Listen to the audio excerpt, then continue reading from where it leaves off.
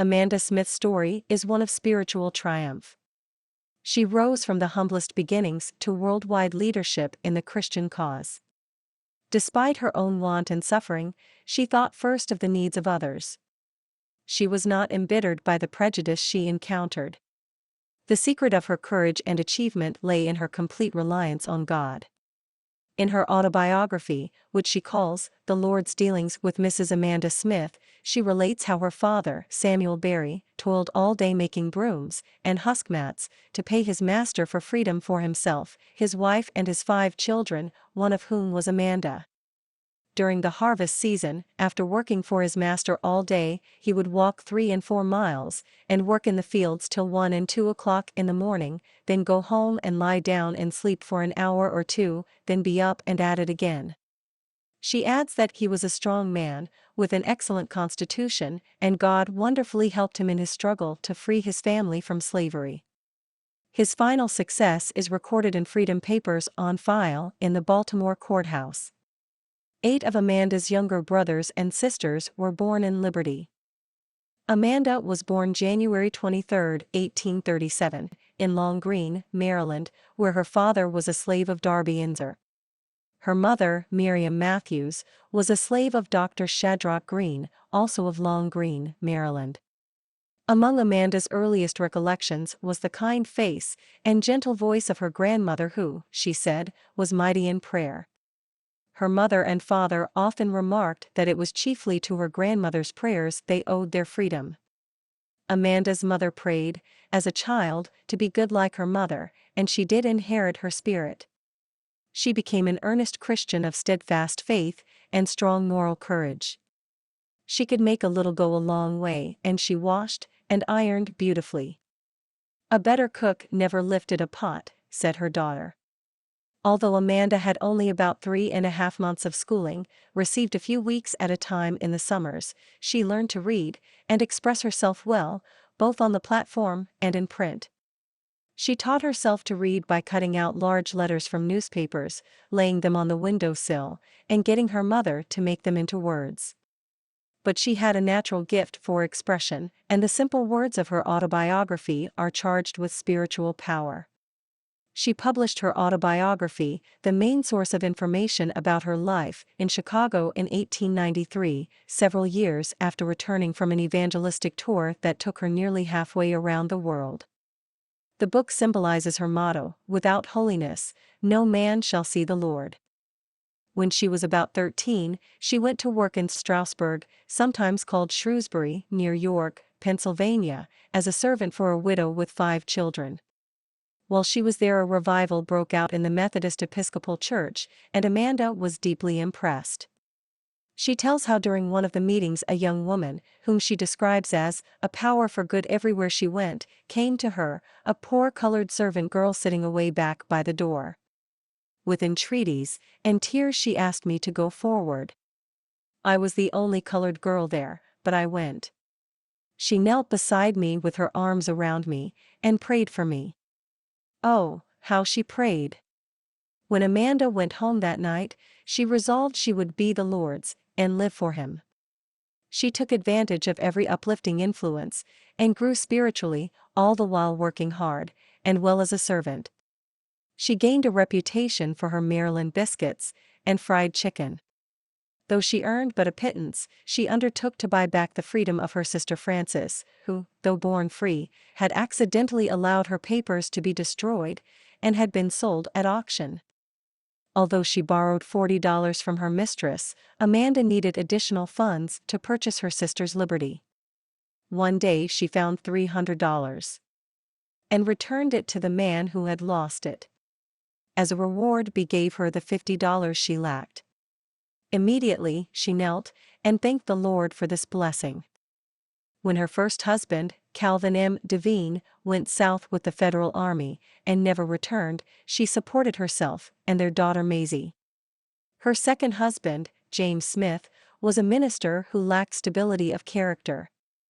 Immediately after their marriage, she went alone to Old Bethel Church in Philadelphia and sat down to listen proudly for her husband's name to be read in the long list of ministerial appointments. But she listened in vain. Disappointed, she went home, and there, James confessed, "My dear, I was afraid to tell you before I married you that I was leaving the ministry. I was afraid you would not marry me." Her disappointment was great, for she had married him thinking that through his ministry she herself might have a greater opportunity for Christian service. All through her trials with him, in the years that followed, she prayed for the Lord's sustaining grace. A major source of suffering were the deaths of several of her children, but her faith brought her through these experiences. "My mother heart was sad, but nevertheless the Lord stood by me." A turning point in Amanda's life came in 1855, in the old Green Street Methodist Episcopal Church in New York, during Reverend John S. Inskip's sermon from the text, "And to put on the new self, created to be like God in true righteousness and holiness." She listened attentively as he spoke. Now this blessing of purity like pardon is received by faith, and if by faith, why not now? He continued to illustrate. How long is a dark room dark, when you take a lighted lamp into it? If God, in the twinkling of an eye, can change these vile bodies of ours, and make them look like His own most glorious body, how long will it take God to sanctify a soul?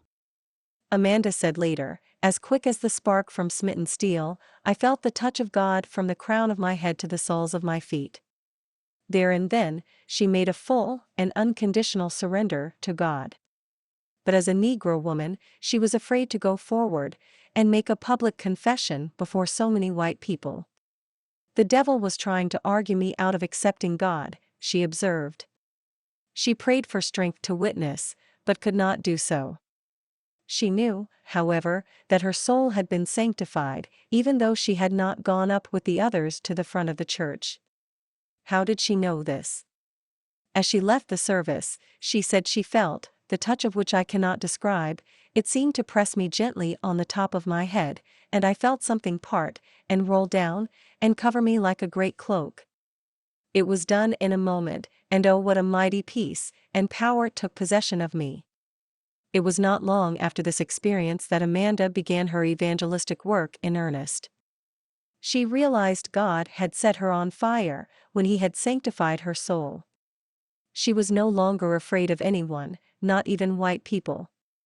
She understood better the meaning of, "There's neither Jew nor Gentile, neither slave nor free, nor is there male and female, for you are all one in Christ Jesus." Amanda saw that, when people get sanctified, everything gets better around them. But not having proper teaching, like Israel of old, I wandered in the wilderness of doubts and fears, ups and downs, for 12 years. All the while she thirsted for God, and sought to find Him. But her way was not easy. The Lord knew that I must be disciplined for service. He began by degrees to let me down. The devil turned his hose on me, for it was as though a man was washing a sidewalk or carriage. He seemed to come at me in various ways, in such power, that I settled down in God. "Why does God permit these fierce temptations?" she inquires. And she answers, "It is, I believe, first to develop the strength and muscles of your own soul, and so prepare you for greater service, and second, to bring you into sympathy with others, who are often sorely tempted after they are sanctified, so that you too can help them." Her richest blessings, and her most stirring revelations of God came during her most menial tasks over the wash tub and ironing table, while making the bed, and sweeping the house, and washing dishes. She learned that rather than trying to escape her many trials, she should ask God for strength to endure them. She discovered that she could not drive God, for He could not be driven. When she was inclined to worry about a loved one, she found it best to let go of that loved one and take hold of God. Amanda's hardships were many. She had to take in so many washings in order to earn a living for herself and her family that many times she stood at her wash tub from 6 in the morning until 6 the next morning, and afterward would work for hours at her ironing table. She would become so sleepy she could hardly stand on her feet. She would lean her head on the window ledge and sleep a little until the first deep need had passed, then could continue until daylight with perfect ease.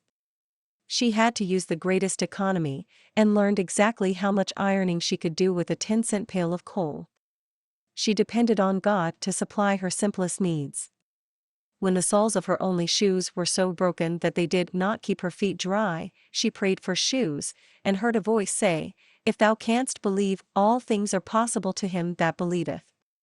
She answered, "Lord, the shoes are mine and I put them on as really as ever I put on a pair of shoes in my life." Oh, how real it was! I claimed them by faith. When I got up I walked about, and felt I really had the very shoes I had asked for, on my feet. 3 days later, while she was at church, a $2 bill, and 3 $1 bills were placed in her hand by a stranger. She heard a voice say, "You know you prayed about your shoes."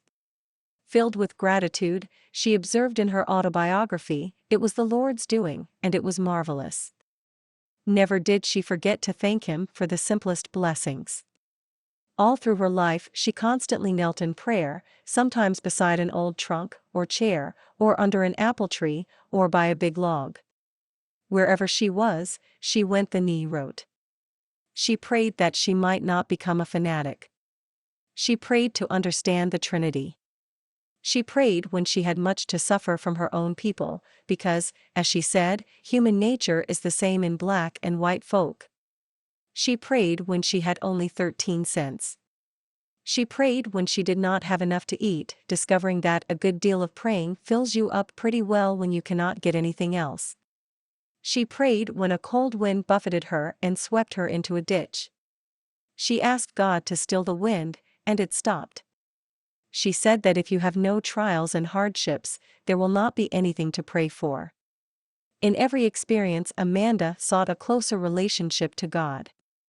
Through a misunderstanding, she lost one of her best friends, and was hurt because the friend had grown cold and distant toward her.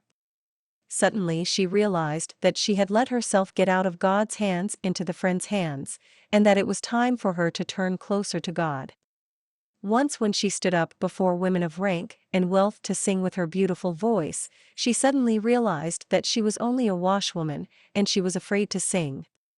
Then she remembered, "I belong to royalty, and am well acquainted with the King of Kings, and am better known, and better understood among the great family above than I am on earth." And she praised God in full, rich tones that rang to the church rafters. New opportunities unfolded for her quite miraculously. She began to evangelize through the eastern states, and finally as far south and west as Knoxville, Tennessee, and Austin, Texas. She once arrived in Austin at $10 and $25 for extras. She also received enough to provide winter clothing and 3 months' board in advance for her daughter Maisie, who was in school in America. Until this time she had supported her daughter entirely by washing and ironing until, as she said, "the Lord thrust me into this work." En route from London to Bombay, Amanda briefly visited Egypt. From there she went on to India, where she spent 19 months evangelizing in Bombay, Bareilly, Lucknow, Allahabad and Agra. She never ceased to be impressed with an awesome sense of the grandeur of her work and the sublimity of the cause in which she was engaged. In July 1881, she returned briefly to London for the ecumenical conference sponsored by Worldwide Methodists at the City Road Chapel, the site where Methodism was born.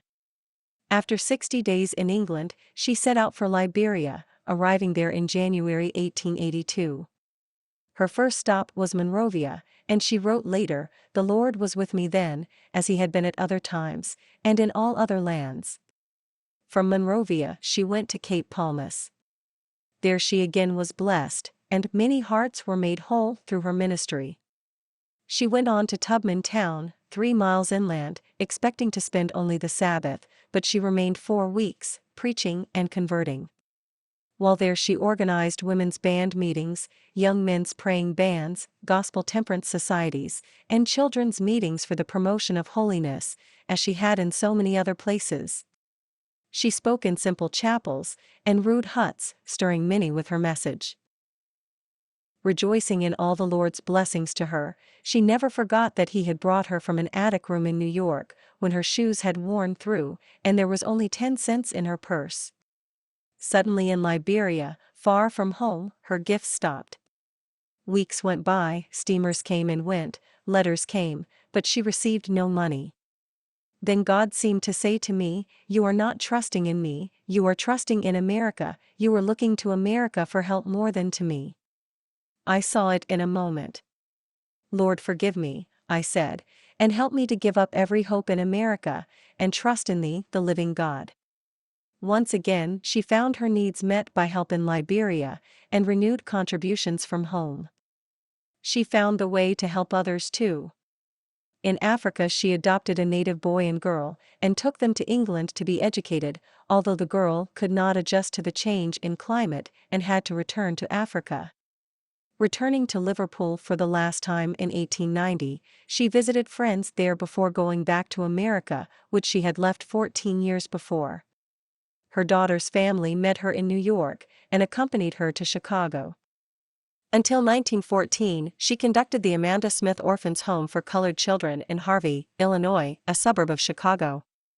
She financed the first payment toward the building from sales of her book, and from her evangelistic work. She died on February 24, 1915. In summing up her life, Reverend Marshall W. Taylor, in his booklet, The Life, Travels, Labors and Helpers of Mrs. Amanda Smith, declares that, as an enlightened, thoroughly consecrated Christian evangelist among Negro women, Mrs. Amanda Smith takes the first place in American history. He adds, "She is a Christian of the highest type, and as a simple, confiding child of God has no superior among women of any race, and may we modestly say it, nor among women of any time." Reverend J. Crabeel, a minister who knew her well, refers to her as God's image carved in ebony. And Bishop J. M. Thoburn of India, in his preface to her autobiography, declares that relatively few Amanda Smiths would suffice to revolutionize an empire. Lord, may come upon some of the younger women who have talent, and who have had better opportunities than I have ever had, and so must do better work for the Master, so that when I have fallen in the battle, and can do no more, they may take up the standard, and bear it on, with the inscription deeply engraven on heart and life, "Without holiness, no man shall see the Lord."